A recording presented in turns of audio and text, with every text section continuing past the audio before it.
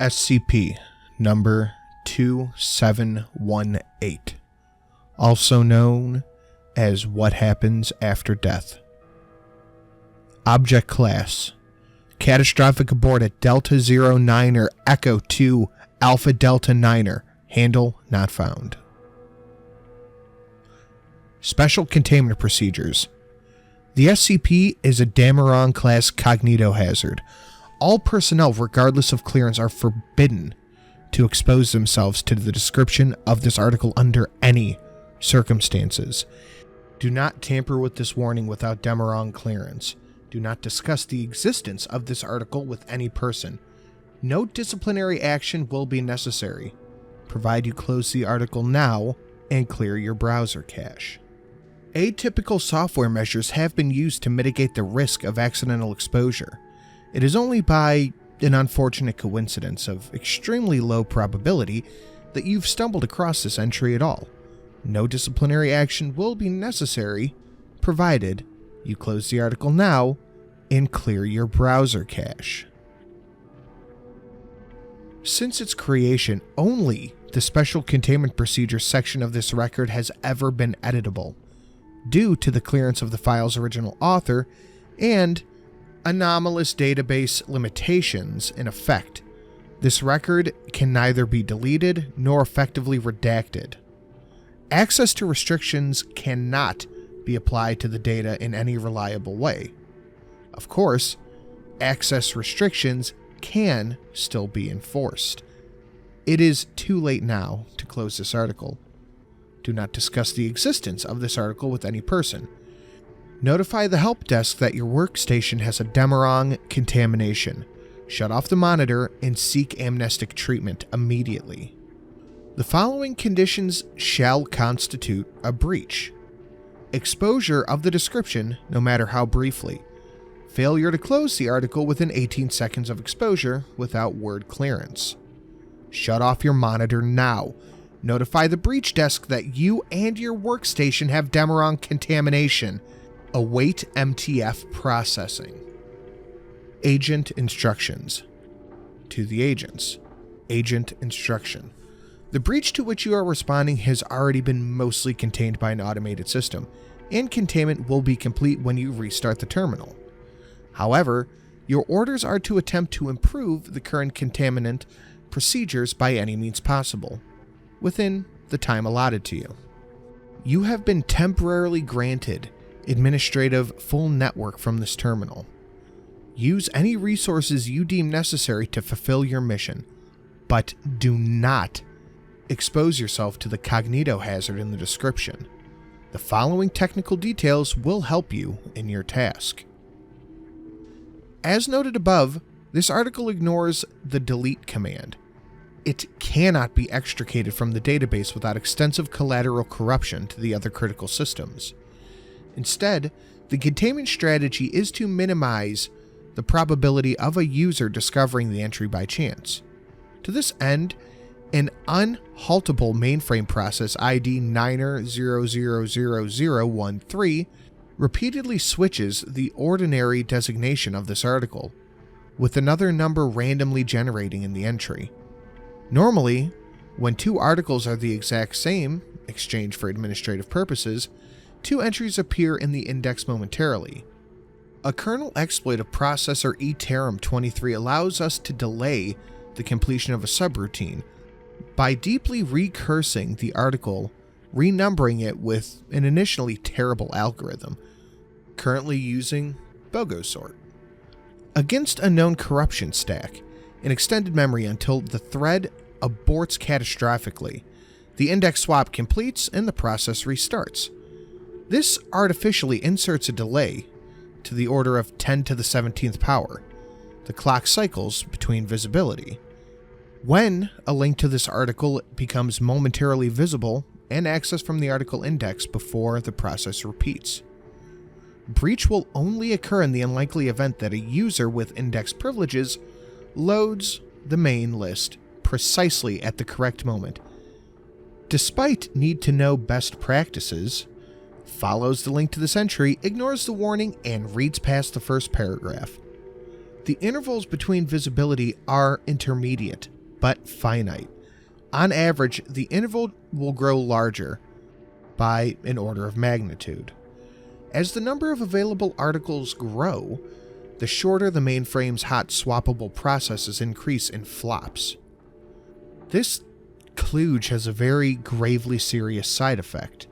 The SCP article randomly selected for the swap also disappears from the list for the same period of time, until reappearing under a new ID. While O5 has authorized this detrimental effect as an acceptable consequence of the containment, you are ordered to not verify it through any chain of command, as no other living person is currently aware that this article, this process, or even this authorization exists.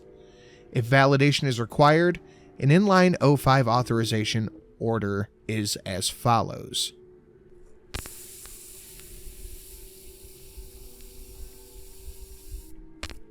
End authorization key block.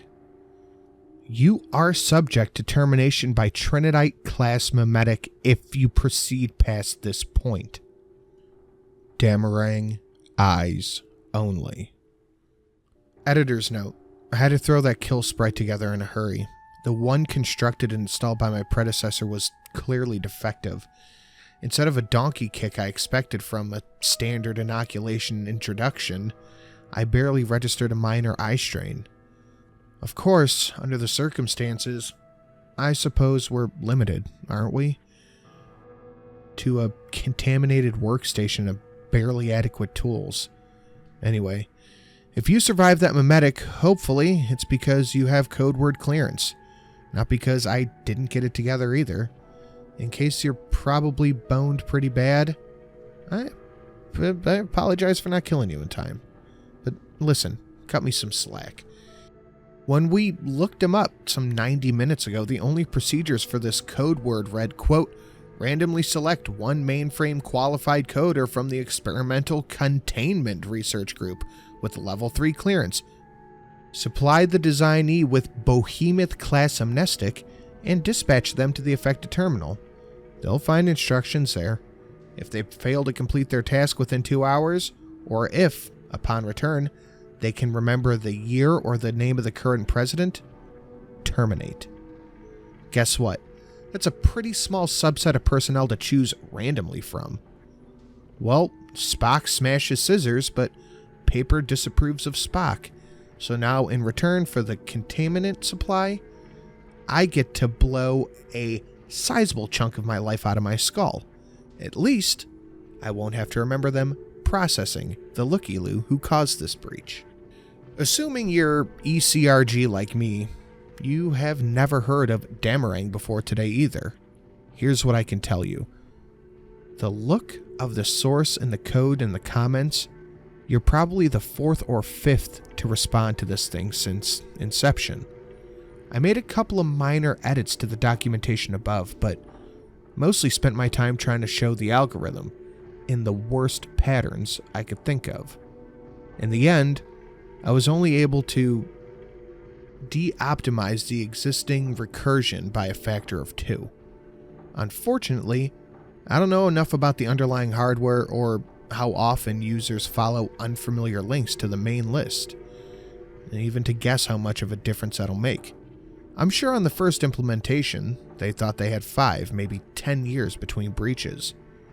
But now, I know for a fact that they've introduced at least one quantum processor to the grid, which will depreciate this approach faster than you can say redacted.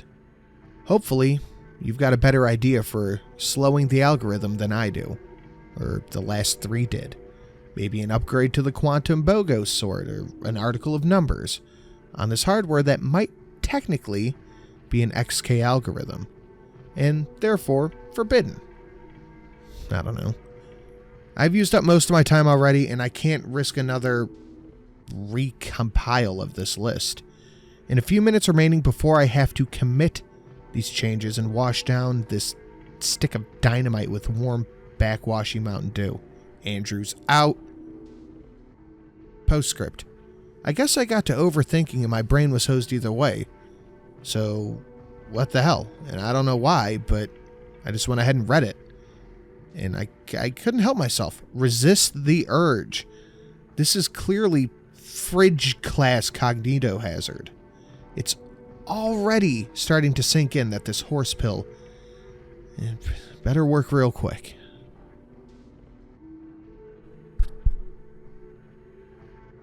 Description. There you go, ma'am. This interpreter is new technology, and it'll allow you to forego the use of a keyboard for article creation.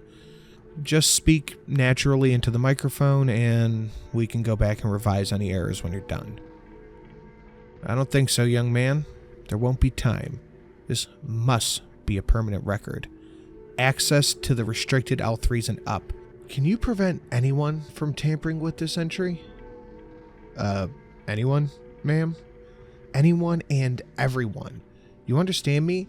If there is even one article left in the database, this had better be it. Well, I'm not senior enough to select the most appropriate technique to accomplish that. But if we got Gepard involved, if you want to make an executive decision, I'm confident in your ability. We cannot delay. Okay. There is a mechanism I could take advantage of. It's actually designed to protect against anomalous data corruption, but it would have the effect that you're looking for. If you're certain, ma'am, I could make this section of the article write once and splice into the database runtime. However, that means no editing whatsoever will be possible. If you misspeak, you'll just have to clarify and keep going. Very well, do so. Fortunately, I am a world-class dictator. For the degree of security you have in mind, ma'am, I'll need to borrow your credential token. Thank you. One moment. There it is. You've been very helpful. That'll be all. For your own safety, I'm ordering you to obtain amnestic treatment as soon as possible. Enough to forget this entire morning. Do you understand? I do. Good. You will likely be subject to enhanced interrogation within a day or two. It'll go easier if you have no memory of this. Oh boy. This is a literal token of my gratitude for your loyalty. Why don't you hold on to those credentials? I won't be needing them. If you act quickly, I suspect you can find a way to put them to use before they're revoked or detained. Yes, ma'am. Now go. I foresee that you have a fine career ahead of you. We will not speak again. Thank you. Goodbye. My name is Miriam Prather. I have been 05-7 for 77 years. I will remain so for perhaps 7 minutes or so. And that's not enough time to devise adequate special containment procedures myself. I leave that to you. Over the course of my tenure, I have witnessed 19 distinct anomalous methods to restore my life. The devices and entities responsible take vastly different forms. But when you look past the science, the magic, and the razzle-dazzle, there are fundamentally two broad but simple categories. The first type is replication, whereby a clone, a simulacrum, or another copy is made of the subject's mind and body. It existed at some point during their life. The second is temporal. With this approach, the space-time paths of the subject's constituents and particles are reversed. The events are literally undone until the subject is restored to a functional state. These two categories have a crucial commonality. The restored individual has no memory or experience of death. To put it another way, despite 2.4 million years of humanoid speculation, the Foundation record contains no reliable first-hand testimony regarding what happens to us after we die. We have other sources of information, naturally. But, in light of recent events, I want to believe that the SCPs we have interrogated on this topic over the years are guilty of either ignorance or deceit. For you see, we invented an exception. 6 months ago, we resurrected Roger Sheldon, formerly 05-11, with a novel procedure. The theoretical groundwork had existed for some time, but for a litany of reasons and a complexity of processes, the technical skill required, systematic risk, not to mention the enormous cost, only the dearest need justified the attempt. At 73, Roger was the youngest overseer when he had died. He had 2 habits that were peculiar for an 05, only marginally tolerated by the rest of us, now forbidden.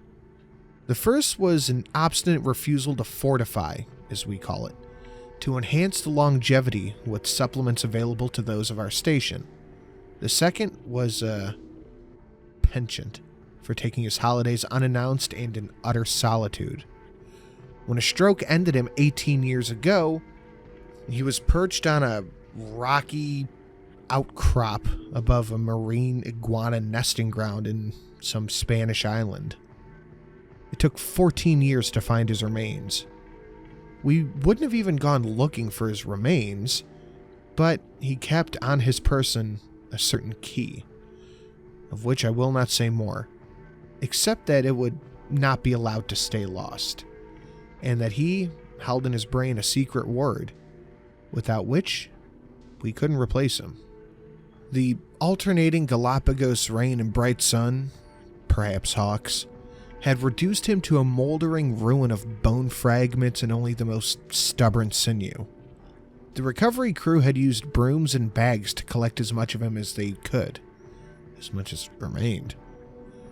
The artifact was retrieved, much to our relief, but we were still faced with the daunting task of extracting his shibboleth. With so little original material to work with, none of the time-tested methods of recovery were feasible. It distresses me to say so, but it's unlikely that any records of our methodology will survive the impending purge.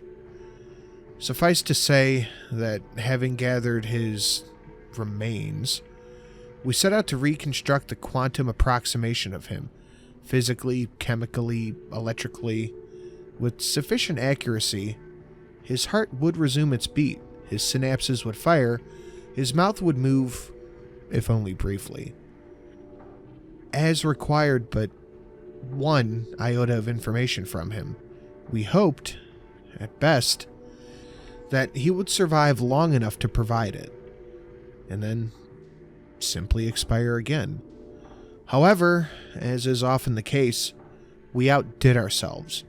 All the king's horses and all the king's men could indeed put him back together again. Roger was perfectly reanimated. He emerged from his cocoon, looking a bit younger and a bit happier than my last memories of him. He sobbed uncontrollably for some time, unresponsive to any stimulus. Yet, after about half an hour, he relaxed. His expression turned to utter serenity, and he spoke 2 unintelligible but clearly joyous words. He was swiftly interrogated, but he responded to our questioning with candor, enthusiasm, and unmistakable relief. We kept him under quarantine in a containment unit for about 30 days.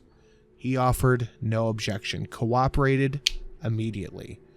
He behaved as any of us might under circumstances, and in the end, after some light debate, we unanimously restored him to his office. We were the ones who had remade him after all, and wouldn't expect the same of us, right?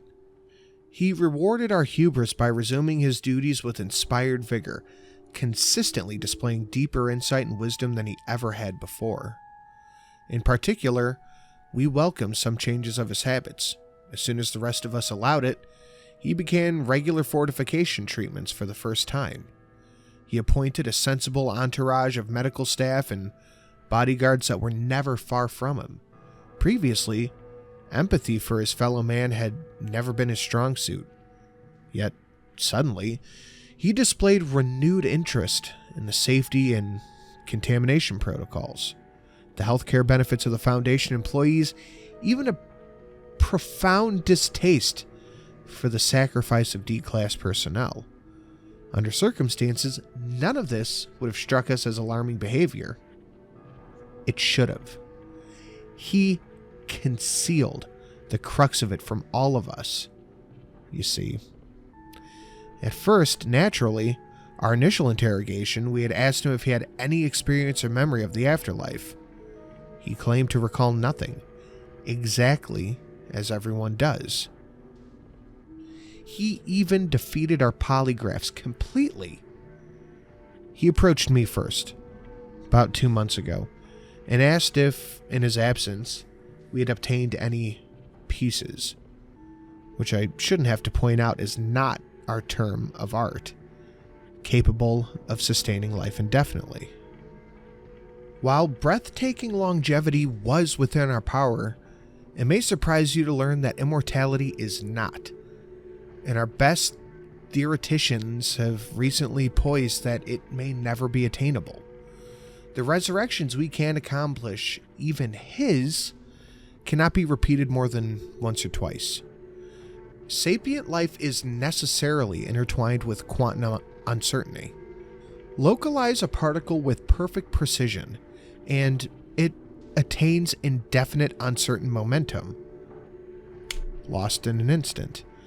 Just so, the longer and more tightly a consciousness is bound to a specific vessel, the more likely it will be to scatter irreversibly on its own. Regardless of science, magic, or razzle-dazzle, you, your children, your great-great-grandchildren, will one day most assuredly die and stay dead. His disappointment at this theorem was palpable. I experienced a moment of discomfort in his reaction. Not a week later, 052 received word that a severe breach of protocol, Roger, or rather 0511, had indicated a direct contact with APE in containment. For UL3s, APE skips are apex tier pluripotent entities. You can work out the euphemism on your own. We kept our initial investigation off the books. He had been clever in covering his tracks. There was no breach alarm, no record of his encounter in any log. But one of the skip's guards failed a random amnestic test, much to his dismay. And that was enough to set our bloodhounds. We couldn't prove it, but we imagined he risked exposure to the skip to offer some kind of deal. This could not stand. As two of his oldest comrades today, 052 and I, confronted him privately. But he caught us off guard. He confessed everything, begged us for help. I surreptitiously recorded his pleas as a precaution. It's easiest if I just replay him for you. I dared not speak of this at first. Truth is, you'd never let me out of containment. The truth is, I was aware of it all. I suppose there was a sweet oblivion, like a deep sleep. But in retrospect, I think it was no more than a day. Slowly but unmistakably, I reoccupied my corpse in a dreamlike consciousness, numb for the first few merciful hours, blind, deaf, and immobile. But then, I seemed to reconnect every nerve, became aware of every sensation, more so than I ever had in life. I perceived myself trapped within an immovable object. The intensity in the struggle amplified, subtle, but accurate than racking. I can't describe it properly, but imagine holding your breath beyond urge, beyond pain, beyond desperation, head throbbing, eyes bulging. A dream of suffocation with no end. My skin blistered and split in the sunlight. Biting insects descended rapidly. I felt eggs hatch, larvae crawl, gases build up and burst within me, individual cells rupturing, intestinal fluids soaring and blackening. Somehow, my capacity to experience and store these sensations grew. Then, I was keenly aware of my cerebellum being scattered and devoured. My perception expanded into the gizzards of the birds and the depths of the fires and the ants and the... I was aware of every fingernail, every strand of hair that got pulled away by the wind. and my sensation clung to them as they settled in the ocean and dissolved into the maws of a trillion bacterium. I don't understand it. The little bits of me were there, the larger capacity for the perception of pain. As I decayed into pieces, smaller living nerves that could possibly distinguish the character and discomfort changed. From burning and aching and breaking, I might relate to you as human terms. That's what I think you could understand. But it was something worse. Something I can't fully articulate.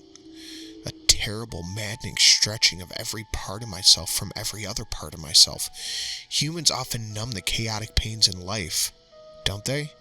Yet every year, every month, every second that passed, I swear to God, it only intensified over time. In my previous life, I ruminated on heaven and hell, and the likelihood of experiencing one or the other, or something in between. As terrible as I imagined the taper of heaven or the torments of hell, this was entirely different from either one.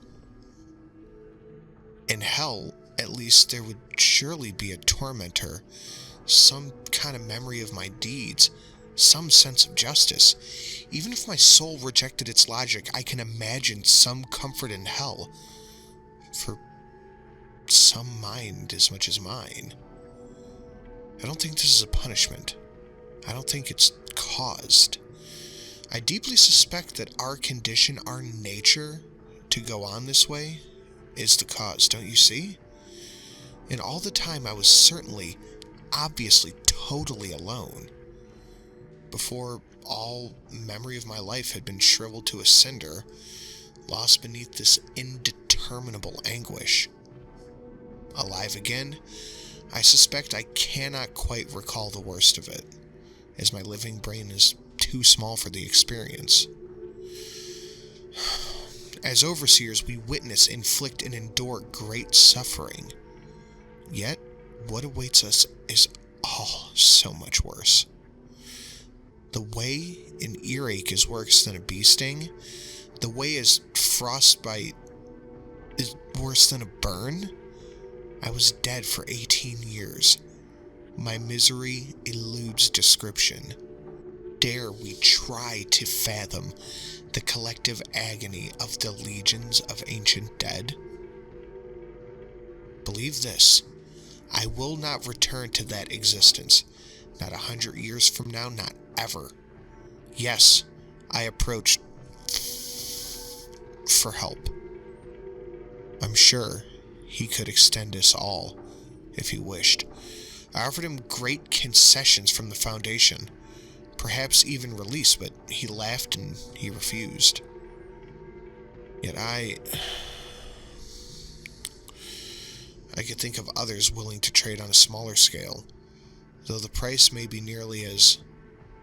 No, nothing compares. Anything is better so long as it's forever. Do you believe me? Will you join me and together we can escape this fate? Please. We were dumbfounded and suddenly sympathetic, and an instant later, completely fearful.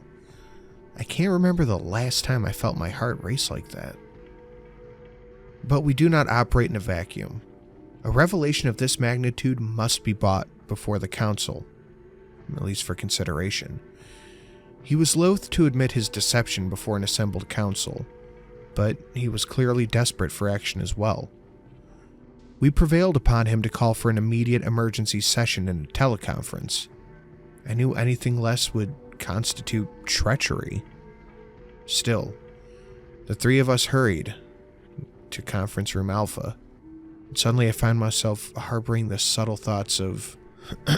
And so he gave his testimony again, nearly as frank and purposeful as before. But the debate that unfolded in the wake of it, I'd never witnessed anything like it. They were mostly skeptical voices at first, calm, concerned, thoughtful. However, 058, whose face had grown increasingly pale as she listened to him, was suddenly a passionate advocate for action.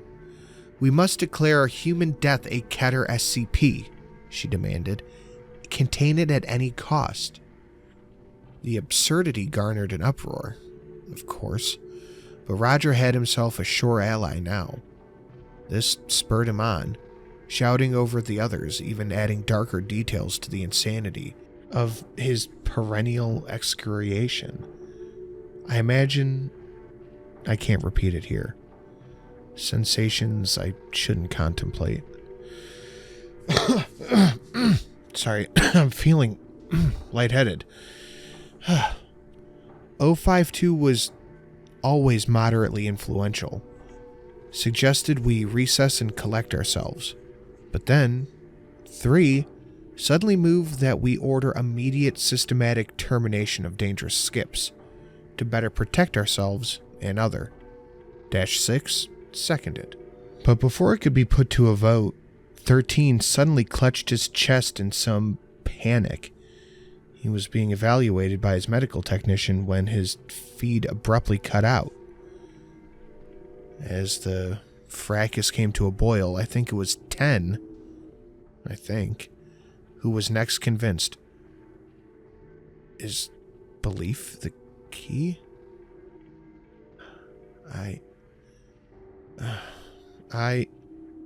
It doesn't matter.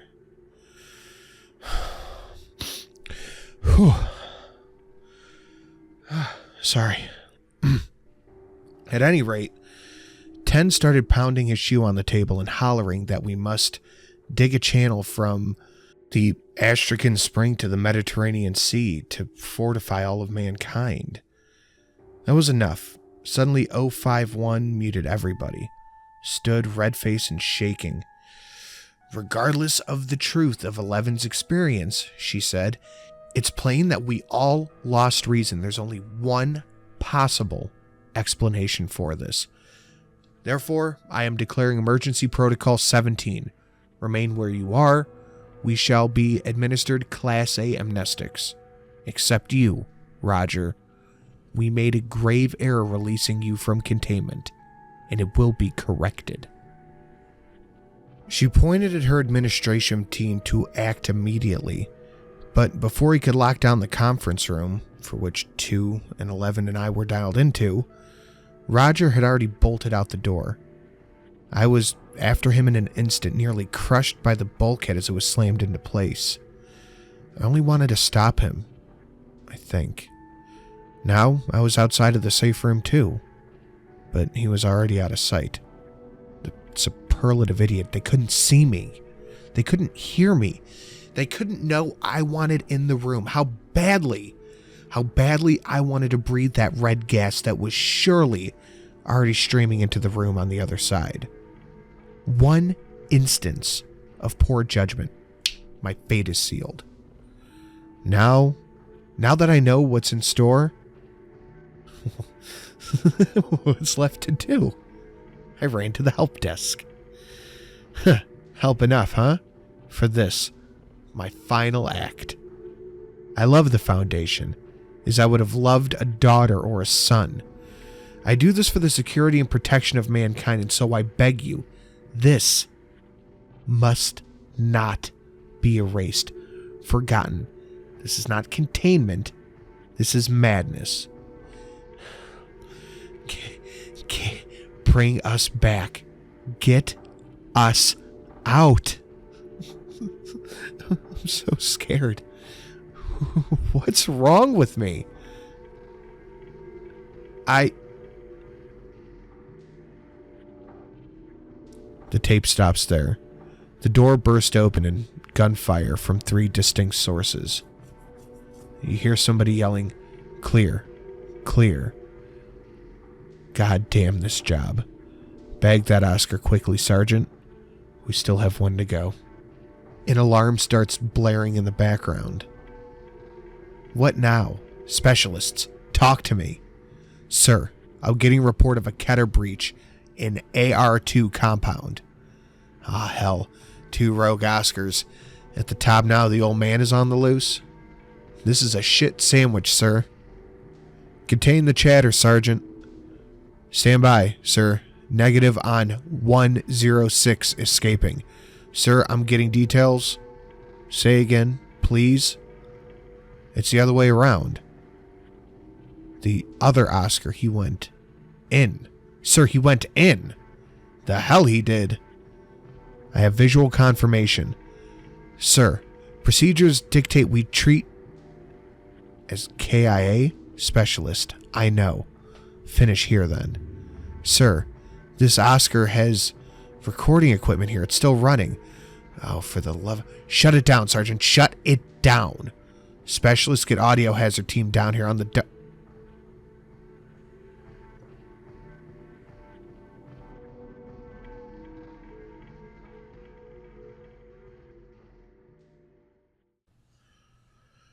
Guys, I am so incredibly sorry for not posting for like a month and a half. So what my plan is going forward with everything I have to do, I'm going to try to do one every 2 weeks, alternating with a speakeasy video. I'm doing my best here, guys. I really am. I hope you enjoy this. Please like, share, do all that stuff YouTube likes. I would greatly appreciate it. I appreciate you even coming back to click on this video. Have a lovely evening. And I'll see you in the next one.